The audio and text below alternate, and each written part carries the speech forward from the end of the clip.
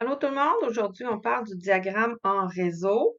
Tu vas te rendre compte par toi-même que c'est pas le diagramme qui est le plus pratique à utiliser pour différentes raisons. Je vais t'expliquer ça tout de suite.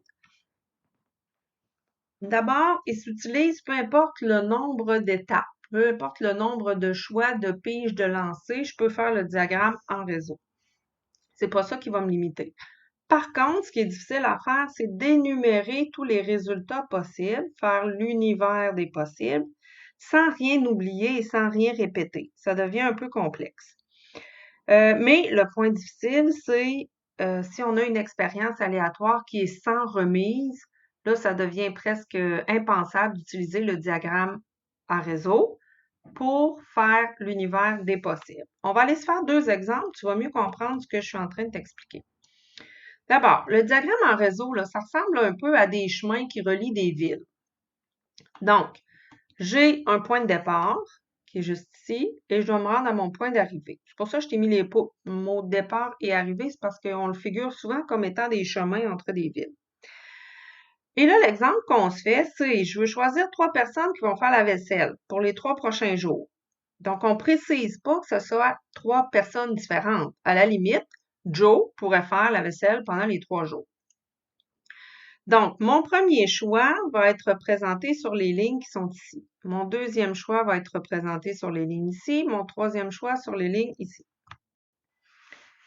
Donc, pour la première journée, mon premier choix, c'est la personne qui va faire la vaisselle la première journée. Qu'est-ce que j'ai comme choix? Ben, je pourrais avoir Louane qui va faire la vaisselle. Fait que sur la ligne, j'écris L pour Louane. La deuxième personne, ce pourrait être Pierre. Ou bien ça pourrait être Joe. Ou bien ça pourrait être Marie. Tu vois que, encore une fois, j'écris mes choix possibles sur les lignes. Donc, le choix pour la première journée est fait. La deuxième journée, qu'est-ce que j'ai comme choix? Ben, j'aurai encore Louane, j'aurai encore Pierre, encore Joe et encore Marie. Et tu comprends que pour la troisième journée, c'est le même principe.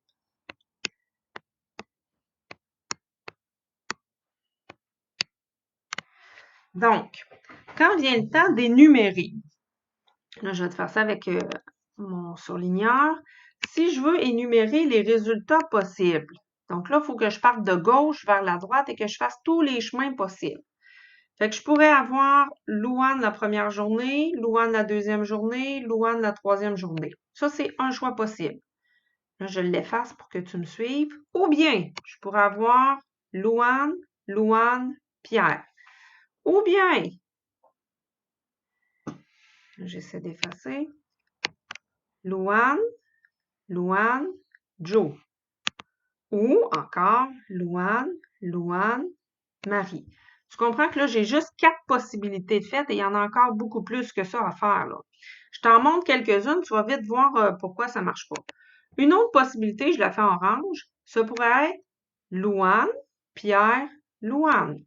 Je change de couleur encore, je t'en fais une autre. Louane, Joe, Pierre.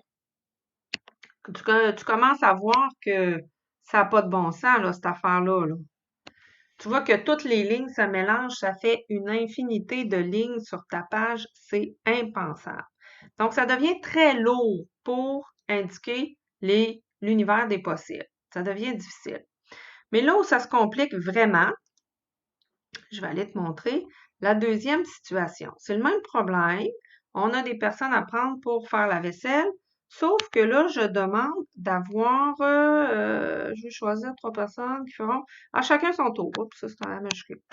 À chacun son tour, ça veut dire que je vais avoir des personnes différentes. Qu'est-ce que ça va changer, ça, dans mon graphique? Donc là, je t'ai fait le graphique. Visuellement, il est identique à l'autre. J'ai rien changé.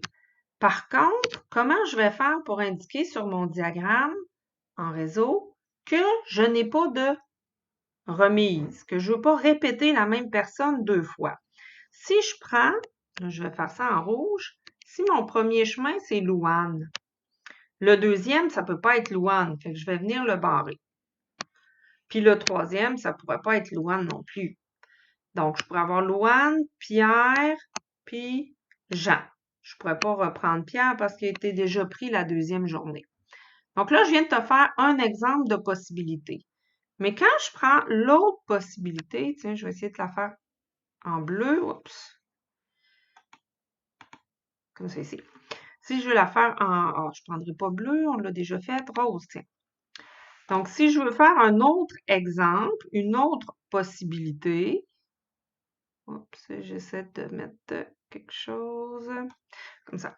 Donc, je pourrais prendre Pierre, mais là, si j'ai pris Pierre une première fois, je ne peux pas le prendre une deuxième fois, mais je pourrais aller prendre Louane. Elle a été barrée tantôt.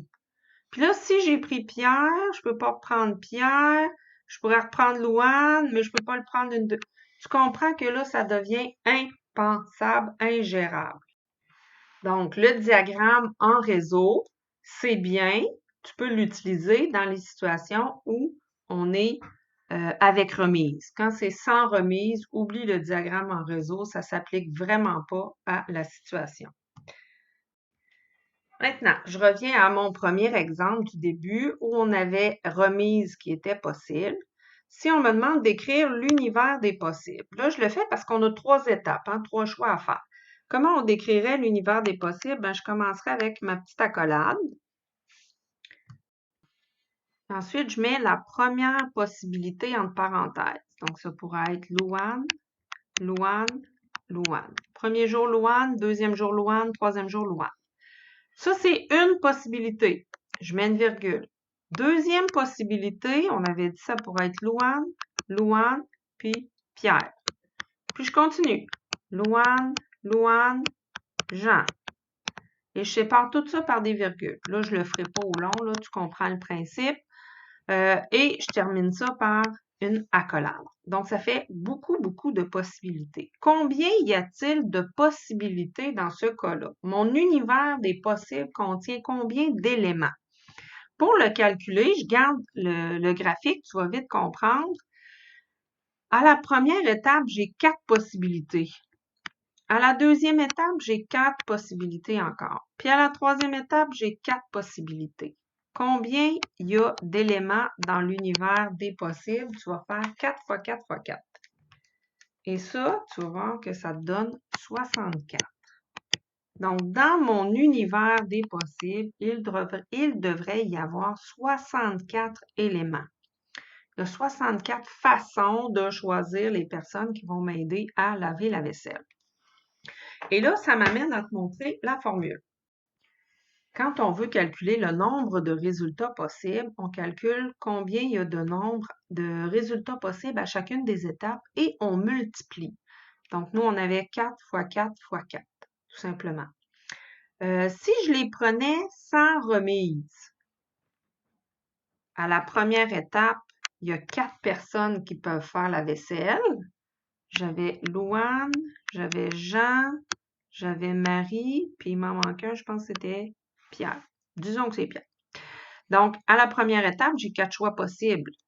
Et là, il y en a un, disons Louane, elle a été choisie. Chanceuse de Louane. Donc, à la deuxième étape, il me reste combien de candidats pour faire la vaisselle? Il m'en reste juste 3. Disons qu'à la deuxième étape, c'est Jean qui a été choisi. Ça veut donc dire qu'à la troisième étape, il me reste seulement que 2 possibilités. Ce sera soit Marie, soit Pierre. Donc, combien j'aurais de résultats possibles si c'était une expérience sans remise? Ça me ferait 24 possibilités d'agencer mes personnes pour faire la vaisselle. Donc, tu vois que cette formule-là, elle fonctionne bien. On n'a pas besoin d'avoir le graphique pour la faire. Il faut juste prendre le temps de réfléchir. Par contre, je mets un bémol. Cette formule-là, elle s'applique, là, écoute bien mes mots, tu vas en réentendre parler en secondaire 2. Elle s'applique seulement dans les situations où on est avec ordre. En deuxième secondaire, on va parler des situations qui sont sans ordre. Donc, la formule, on va l'adapter un petit peu. Mais pour secondaire 1, ça reste cette formule-là, tout simplement. Souvent, tu vas voir ça passer dans les combinaisons de cadenas. Dans les combinaisons de cadenas, là, je te parle du cadenas standard là, que tu as sur ton casier. Tu dois choisir 3 nombres. Est-ce qu'il y a possibilité de répéter le même nombre? Oui. C'est quoi les nombres qu'on peut prendre? On peut aller de 0 à, là j'y vais de mémoire, il me semble que c'est 30. Disons entre 0 et 30. Entre 1, parce que je pense qu'il n'y a pas de 0, hein. Là, j'y vais de mémoire, j'espère que je ne fais pas de bêtises. Disons que mon cadenas, il y a des chiffres 1 et 30 inclus. Donc, ça me fait combien de possibilités pour choisir le premier nombre? Ça me ferait 30 nombres possibles pour le premier chiffre de ma combinaison. Pour le deuxième chiffre de ma combinaison, j'ai encore 30 choix possibles. Et puis le troisième chiffre, j'ai encore 30 choix possibles. Donc, si on applique notre formule, 30 fois 30 fois 30, on calcule ça rapide, ça fait 27 000 combinaisons de cadenas possibles à l'aide de 3 nombres seulement. Tu comprends pourquoi on utilise cet agencement-là, cette façon de faire des codes de cadenas, parce que ça en crée vraiment beaucoup, beaucoup, beaucoup. Donc, ça complète la vidéo pour aujourd'hui. Diagramme en réseau, ce qu'on retient, c'est que ça se fait, mais c'est pas le plus utile de tous les diagrammes.